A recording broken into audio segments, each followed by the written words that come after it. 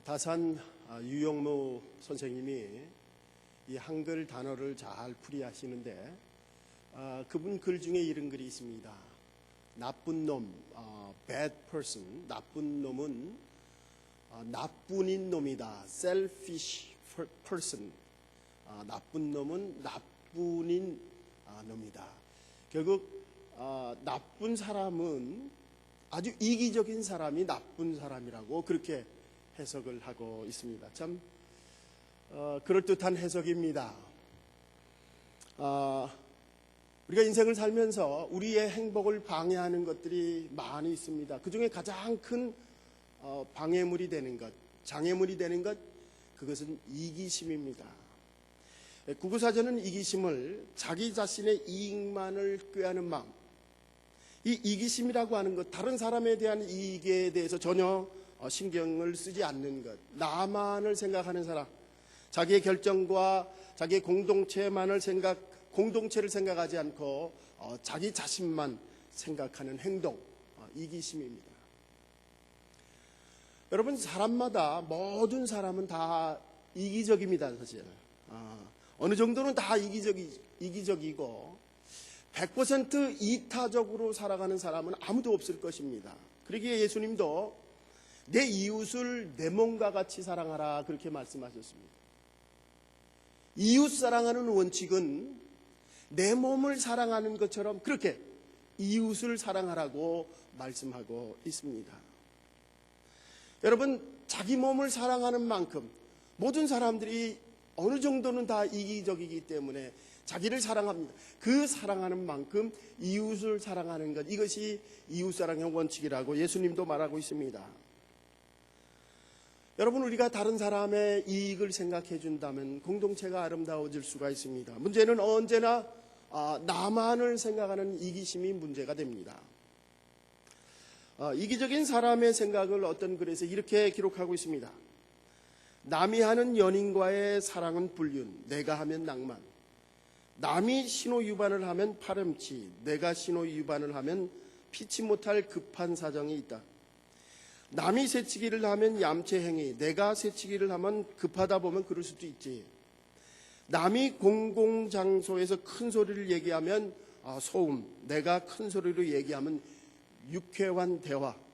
남이 아이들 학교를 자주 찾아가면 치맛바람, 내가 학교를 자주 찾으면 높은 교육열. 며느리가 친정 부모에게 용돈을 드리는 것은 남편 몰래 돈을 빼돌리는 것. 딸이 친정 부모에게 용돈을 드리는 것은 효행. 며느리가 부부싸움을 하면 여자가 참아야지. 딸이 부부싸움을 하면 아무리 남편이라도 따질 건 따져야지. 남이 자기 의견만을 주장하면 고집불통. 내가 내 의견을 주장하면 뚜렷한 신념. 여러분 어떻습니까? 참, 모든 사람들이 이 자기중심적입니다. 여러분, 이런 이기주의는 개인에게만 국한된 것은 아닙니다. 집단 이기주의도 있습니다. 예를 들면은 우리가 축구 경기를 볼 때에 심판이 우리 편에 이롭게 심판을 봤을 때는 훌륭한 심판이다. 그런데 만약에 우리 팀에 불리한 심판을 하게 되면 난리가 납니다. 이렇듯이 이 이기심이라고 하는 것은 개인뿐만 아니라 가족과 지역사회, 나라 전체에 만연되어 있는 것입니다. 나 하나만 행복하면 된다라고 생각하는 것 정말 큰 문제입니다. 사순절 세 번째 주일입니다. 우리 마음의 훈련을 하자라고 하는 큰 주제하에 시리즈 설교를 하고 있습니다. 이번 세 번째 주, 이기심에 대한 말씀을 나누려고 합니다. 저는 예수님의 비유 중에서 어리석은 부자의 비유를 통해서 우리에게 이기심을 경계하는 하나님의 말씀을 나누려고 합니다. 왜 이 부자를 어리석다고 말했는가? 왜 우리가 이기심을 극복해야 되는지 오늘 이 말씀을 통해서 우리가 함께 은혜 나누고자 합니다. 첫 번째, 이 이기심이라고 하는 것은 감사의 마음을 빼앗아 갑니다. 그러므로 우리가 이 이기심을 극복해야 합니다. 오늘 성경에 보면은 이 부자는 하나님과 이웃에 대해서 절대 감사하다는 말을 하지 않았습니다. 하나님이나 사람이 누구에게 감사했다라고 한 표현이 한 군데도 없습니다. 오늘 이 부자는 소출이 풍성했습니다. 그리고 더 이상 그것을 곳간에 쌓아둘 것이 없어서 더 곳간을 짓자, 그렇게 얘기하고 있습니다.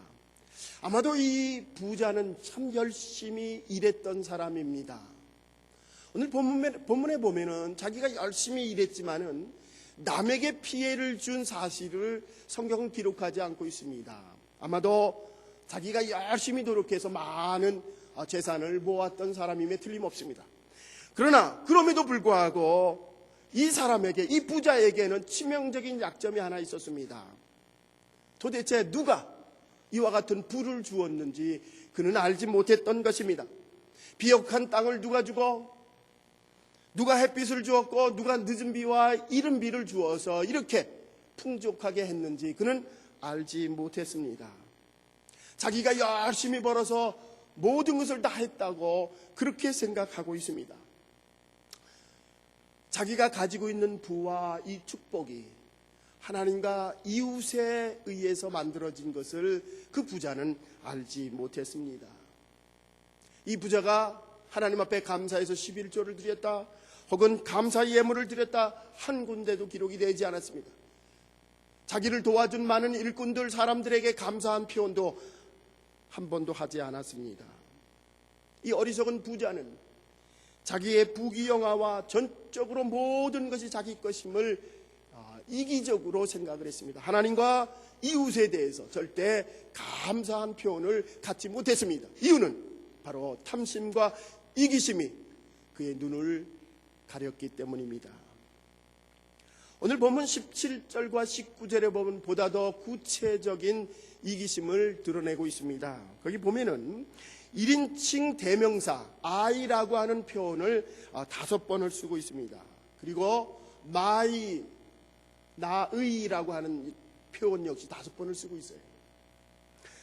여러분, 여기서 보면은 나라고 하는, 그리고 my라고 하는 1인칭 주격과 소유격 10번 이상을 쓰고 있습니다.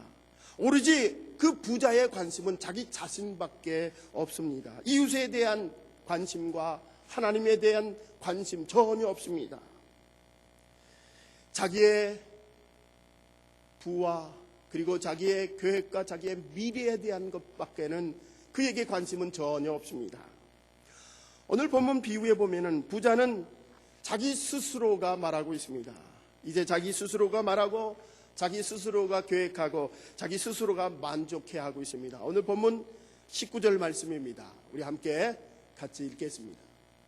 또 내가 내 영혼에게 이르되, 영혼아, 여러 해 쓸 물건을 많이 쌓아 두었으니 평안히 쉬고 먹고 마시고 즐거워하자.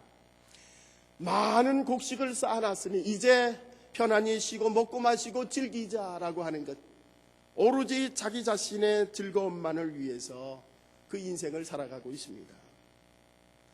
여러분, 왜 오늘 이 부자를 어리석다고 하느냐? 하나님과 이웃에 대해서 눈과 귀를 다 가리고 살기 때문에 그렇습니다. 남의 행복에 대해서는 전혀 생각하지 않고 자신의 행복과 미래에만 관심을 갖고 있습니다. 염세주의 철학자 쇼펜하우어는 돈이란 바닷물과 같다. 마시면 마실수록 더 갈증을 느끼게 된다. 그렇게 말하고 있습니다. 여러분, 돈이라고 하는 거 좋은 것입니다. 분명히 좋은 것입니다. 그러나 그 돈이 자신의 행복만, 그리고 자신만 위해서 사용될 때에 바닷물과 같은 것이 되어서 먹으면 먹을수록, 가지면 가질수록 더 갈급해진다는 것입니다. 여러분, 우리 신앙인들은 하나님 앞에 감사한 마음을 가져야 합니다.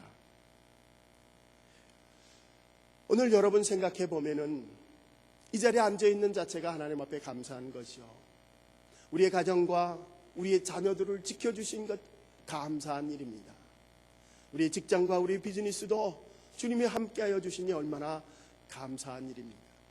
우리의 신앙인들은 우리의 눈을 넓혀 우리의 감사한, 하나님께 감사할 수 있는 마음을 가져야 할 줄 압니다. 이것이 바로 성숙한 신앙인의 모습입니다. 부자는 눈을 높이지 못했으며 시야를 넓히지 못했습니다. 바로 이기심이, 탐심이 그의 눈을 가려버렸기 때문입니다. 여러분, 이 사순절기에 우리는 우리의 눈과 시야를 넓히시기 바랍니다. 우리의 탐심과 이기심을 버리고 이웃과 하나님을 바라보며 감사할 수 있는 마음을 가지시기 바랍니다. 두 번째, 이기심은 신앙인의 궁극적인 목적인 내세의 소망을 빼앗아 가버렸습니다. 여러분, 오늘 본문의 이 부자의 관심은 오로지 먹고 즐기는 오늘날의 즐거움만을 얘기하고 있습니다. 아주 현세주의적입니다. 오늘 본문 19절에 편안히 쉬고 먹고 마시고 즐기자, 그의 모토입니다. 저는 이 말씀을 읽을 때마다 히랍의 에피쿠로스 학파들이 생각이 납니다. 이 에피쿠로스 학파들, 그들의 최고의 선은 쾌락입니다. 쾌락을 위해서 살아가는, 쾌락을 주장하는 철학자들. 오늘 부자는 현세에만 관심이 있습니다. 쾌락에만 관심이 있습니다. 즐거움에만 관심이 있습니다. 자기의 죽음에 대해서 관심이 없었고 죽음 이후의 세상에 대해서는 전혀 관심을 두지 않았습니다. 재산을 창고에 쌓아두고 자기 자신과 가족에만, 자기의 즐거움에만 관심을 갖고 있었습니다. 여러분, 정말 우리의 신앙인들은 기억해야 합니다. 우리의 부귀의 영화, 즐거움들, 우리의 모든 재산들, 사실 우리가 죽고 나면은 아무런 소용이 없다는 것을 우리는 알게 될 것입니다. 그러기에 예수님은 누가복음 9장 25절에서 이러한 말씀을 합니다. 우리 같이 읽겠습니다. 사람이 만일 온 천하를 얻고도 자기를 잃든지 빼앗기든지 하면 무엇이 유익하리요? 우리가 모든 재물을 가지고 즐겁게 살아간다 할지라도 우리의 생명을 잃어버린다면 우리가 가지고 있는 것, 우리가 즐기는 것 아무런 소용이 없다는 말씀입니다. 오늘 이 부자는 자기의 부와 향락과 이 건강이 영원할 거라고 착각하며 살아가고 있습니다. 그러나 절대 그렇지 않습니다. 예수님은 이 어리석은 부자에게 20절에서 이렇게 말씀합니다. 우리 같이 읽겠습니다. 어리석은 자여, 오늘 밤에 내 영혼을 도로 찾으리니 그러면 내 예비한 것이 네 것이 되겠느냐 하셨으니, 오늘 이 부자에게 예수님이 말씀합니다. 내 생명을 내가 찾아가면은 네가 가지고 있는 것 다 누구 것이 되겠느냐. 분명한 것은 누구든지 한번 죽을 수밖에 없다는 것입니다. 예수님께서는 그 어리석은 부자의 전곡을 찔렀습니다. 많은 재산, 가지고 있는 행복, 공술의 공수거로 가는 것임을 알라고 경고의 메시지를 주고 있습니다. 여러분, 오늘 이 자리에 앉아있는 여러분과 저에게도 똑같은 주님의 말씀이 우리에게 전해집니다. 공술의 공수거로 왔던 우리의 인생들입니다. 히브리 저자는 9장 20절에서 한 번 죽는 것은 사람에게 정한 것이요 그 이후에는 심판이 있으리라 말씀하고 있습니다. 잠언의 지혜자는 적신으로 왔으니 적신으로 가는 것이 우리의 인생이다. 주신 자도 하나님이요 거두어 가시는 이도 하나님임을 우리에게 기억하라고 말씀하고 있습니다. 부자는 탐심과 이기심으로 자신이 누구인지를 깨닫지 못했습니다. 죽을 수밖에 없는 유한적인 존재임을, 아니 인생이 제한되어 있는 삶임을 그는 깨닫지 못했습니다.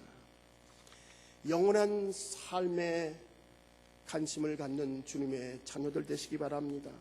이 세상의 소망 둘 것이 아니라 저 천국의 소망을 두면서 우리의 이기심을 버리고 하나님을 바라보며 감사하는 마음 가지시기 바랍니다. 이것이 바로 사순절 세 번째 주일에 우리에게 주시는 하나님의 메시지인지 있습니다. 이 세상의 소망이 아니라 저 천국의 소망을 갖는 것. 이기심이 우리의 눈을 가려서 소망을 바라보지 못하게 하는 것이 아니라 소망 중에 저 천국의 소망을 바라보며 살아가는 삶, 이것이 우리 그리스도인의 삶입니다. 마지막으로 이 이기심은 하나님에 대해서는 가난한 사람들의 모습입니다. 오늘 말씀의 결론의 말씀이 21절입니다. 함께 우리 읽겠습니다. 자기를 위하여 재물을 쌓아두고 하나님께 대하여 부여치 못한 자가 이와 같으니라. 이기심으로 가득한 자, 그래서 자기에 대해서는 모든 재산을 쌓아두지만은 하나님에 대해서는 부여치 못한 자, 이 사람이 바로 어리석은 사람입니다.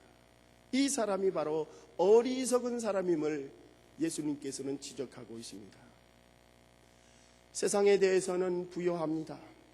세상에 대해서는 부족한 것이 없습니다. 그러나 하나님에 대해서는 가장 가난한 자, 정말 우리가 이 세상을 살아가며 가장 불쌍한 사람이라고 말할 수가 있습니다. 가장 어리석은 사람이라고 말할 수 있습니다. 바로 이기적인 사람이 바로 이와 같은 사람임을 성서는 말하고 있습니다. 여러분, 현대 사회가 가정이 무너지고 있습니다. 이혼이 증가되고 있습니다. 이유는 이기심 때문이라고 합니다. 이혼하는 사람들은 많은 퍼센티지가 성격 차이로 이혼합니다. 사실은 이 성격 차이라는 것을 조금만 더 밑에 내려가서 그 근원을 찾아보게 되면은 이 이기심 때문에 그렇습니다. 나를 먼저 이해해달라, 내 말을 이해해달라, 나에게 맞춰달라라고 하는 그 이기심 때문에 문제가 되는 것입니다.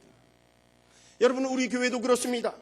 정말 내 것만 주장할 것이 아닙니다. 나만 봐달라고 하는 것이 아니라 우리 함께 배려하고 서로 사랑하는 마음, 그것이 교회 공동체를 아주 스트롱하게 만들 수가 있습니다. 여러분, 세상에 살면서 나와 똑같은 성격을 가진 사람은 아무도 없습니다. 혈액형이 똑같아도 절대 성격이 같지 않습니다. 심지어는 쌍둥이조차도 성격이 다르다고 합니다. 그러므로 상대방의 성격, 다른 성격을 가진 사람끼리 서로 이해해주고 배려해주는 마음이 우리에게는 필요합니다. 바로 이해하고 배려하는 마음에 평화가 깃들게 됩니다.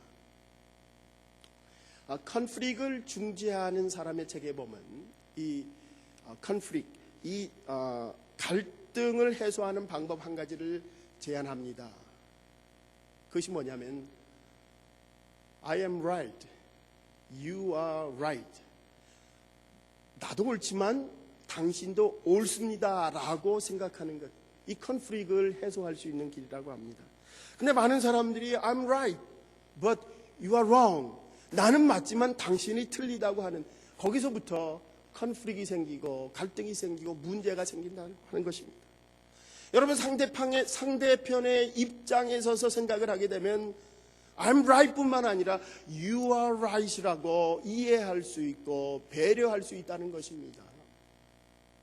여러분, 우리 부부관계와 부모 자식 간의 관계, 교우관계, 이웃관계, 이 모두가 다 나만 옳은 것이 아니라 상대방의 입장에 섰을 때 그 사람도 옳다라고 하는 것을 인정해 주는 마음이 있어야 됩니다.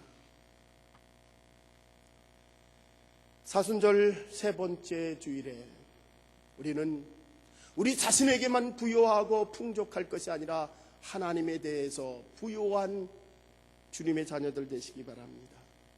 하나님 앞에 감사한 마음으로 하나님의 것, 모든 것이 하나님의 것임을 고백하며 살아가는 주님의 자녀들 되시기 바랍니다.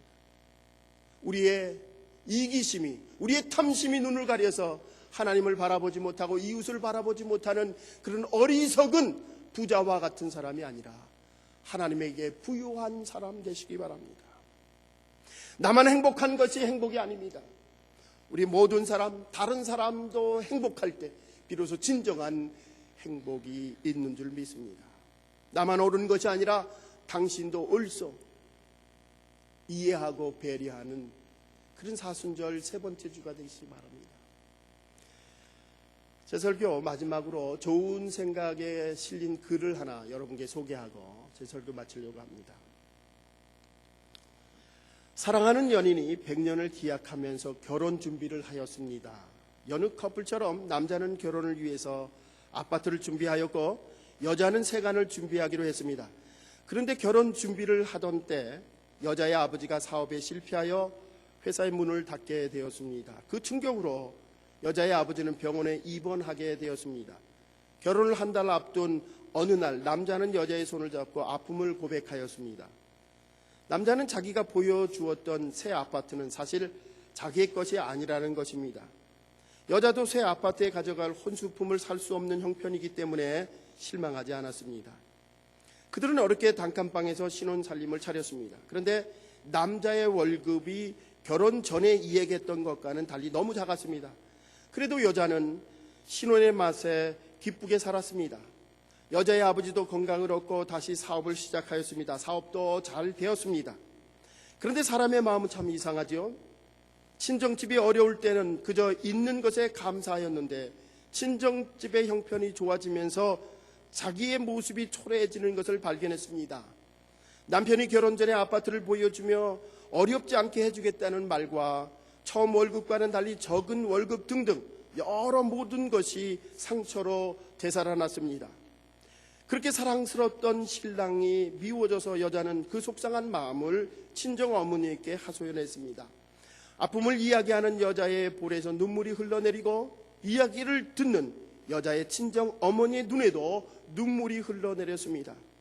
이야기를 듣고 난 친정 어머니는 딸에게 숨겨왔던 비밀을 이야기해 주었습니다.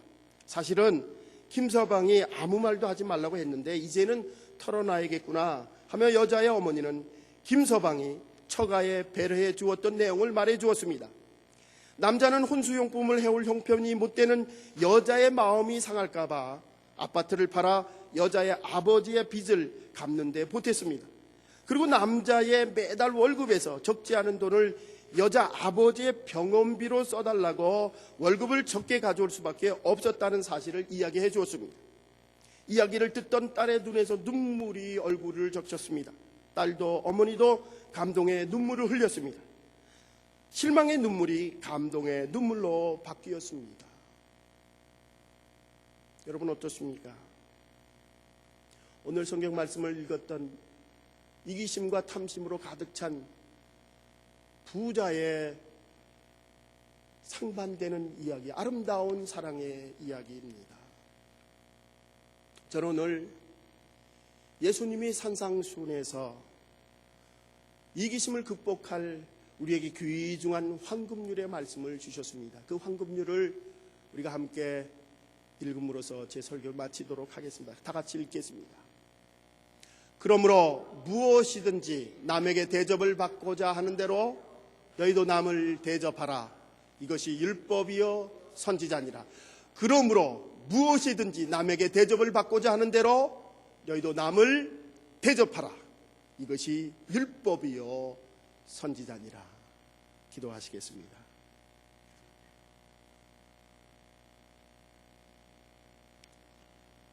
사랑의 예수님, 저희들이 사순절을 지내고 있습니다. 사순절을 보내며 예수 그리스도의 고난을 기억하며 우리 자신의 신앙을 뒤돌아보는 귀한 시간이 되게 하옵소서. 무엇보다도 오늘 어리석은 부자의 비유의 말씀을 통해서 우리에게 이기심을 버리라고, 아니 이기심을 극복하라고 우리에게 경고의 메시지를 주는 줄을 믿습니다. 주님, 우리의 눈을 높이 들고 우리의 시야를 넓혀서 하나님 앞에 감사하는 마음을 갖게 하시며 저 천국의 소망을 가지며 살아가는 주님의 제자들 되게 하옵소서. 이 땅에 나만을 위해서, 우리 자신만을 위해서, 우리 가족만을 위해서 살 것이 아니라 하나님을 위해서 이웃을 위한 삶이 되게 하옵소서. 남에게 대접을 받고자 하는 대로 남을 대접하라 하였습니다. 주님, 우리들의 삶 속에 이기심을 버리고 하나님과 함께 기쁨을 나누는 제자 되게 하옵소서. 예수님의 이름으로 간절히 기도드립니다. 아멘.